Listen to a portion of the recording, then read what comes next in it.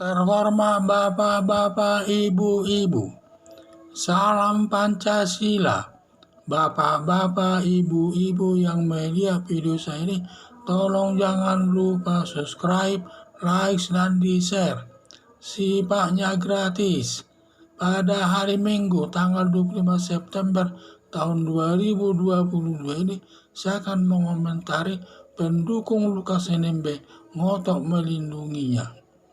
Dalam perbuatan korupsi Lukas NMB selaku Gubernur Papua hampir mencapai 100 miliar, di mana uang tersebut banyak dibawa ke kasino dan lain sebagainya.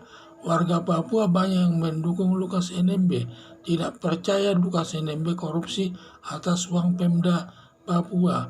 Ditambah lagi Lukas NMB belum pernah diperiksa, sudah ditetapkan sebagai tersangka oleh KPK. Saking ngotonya melindungi Lukas NMB, semua pendukungnya mengelilingi rumah Gubernur Papua yang ditempati Lukas NMB untuk menghalangi KPK melakukan penjemputan paksa untuk dibawa ke Jakarta guna diperiksa KPK. Pendukungnya melihat sosok Lukas NMB keturunan raja besar di Papua yang dihormati warga pendukungnya, tidak bisa membedakan turunan raja dengan gubernur Papua yang melakukan perbuatan korupsi hingga mencapai 100 miliar untuk enaknya sendiri, padahal pendukungnya tingkat ekonominya rendah dan miskin. Para pendukung Lukas NMB tidak mengerti risiko hukumnya kalau menghalangi aparat KPK melakukan penangkapan, membawa bom molotov, meledakkan bom, semua itu kalau dilakukan pendukung Lukas NMB selaku Gubernur Papua dapat dihukum dan diproses sesuai hukum yang berlaku hingga hakim menjatuhkan hukumannya. Harapan saya, semua perbuatan korupsi yang dilakukan Lukas NMB harus dipertanggungjawabkan di pengadilan, dan bangsa Indonesia sudah sepakat setiap perkara korupsi harus diselesaikan di muka pengadilan berdasarkan minimal 2 alat bukti, dan negara tidak boleh kalah kepada koruptor. Mengenai dia tidak yakin bahwa dia perbuatannya itu tergantung nanti di pengadilan, soal putusan pengadilan. Kalau nanti minimal 2 alat bukti perbuatan NMB terbukti melakukan korupsi, tentu hakim menjatuhkan hukumannya. Tetapi kalau tidak terbukti, hakim harus melepaskannya, tidak boleh dihukum hakim. Itu sudah ketentuan yang berlaku dalam hukum tindak pidana korupsi. Jadi siapapun yang melakukan korupsi harus ditindak, sehingga tidak boleh dia menyatakan dia tidak salah, tidak korupsi. Itu nanti yang menentukan dia korupsi atau tidak adalah putusan pengadilan. Kalau nanti dalam pemeriksaan perkara tersebut hakim menyatakan sudah cukup minimal 2 alat bukti bahwa NMB tersebut melakukan korupsi, bahwa berarti dia sudah melakukan perbuatan korupsi, maka hakim akan menjatuhkan putusan sesuai dengan perbuatannya. Kalau memang tidak terbukti, ya tentu dilepaskan hakim Lukas NMB tersebut, tidak boleh ditahan dan lain sebagainya.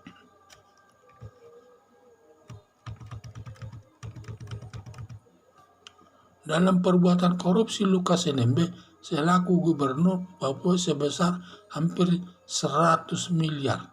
Warga Papua banyak yang mendukung Lukas NMB, tidak percaya Lukas NMB korupsi atas uang Pemda. Ditambah lagi Lukas NMB belum pernah diperiksa, sudah ditetapkan sebagai tersangka oleh KPK. Saking ngotoknya melindungi Lukas NMB, semua pendukungnya mengelilingi rumah Gubernur Papua, melindungi rumah Gubernur Papua yang ditempati Lukas NMB untuk menghalangi KPK melakukan penjemputan paksa untuk dibawa ke Jakarta guna diperiksa KPK.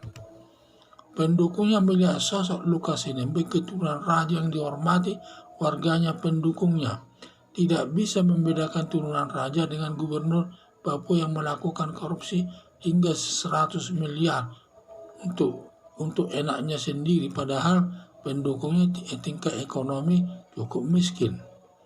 para pendukung Lukas NMB tidak mengerti risiko hukumnya kalau menghalangi aparat KPK melakukan penangkapan, membawa bom molotov, meledakkan bom. Semua itu kalau dilakukan pendukung Lukas NMB selaku Gubernur Papua dapat dihukum dan diproses sesuai hukum yang berlaku hingga hakim menjatuhkan hukumannya.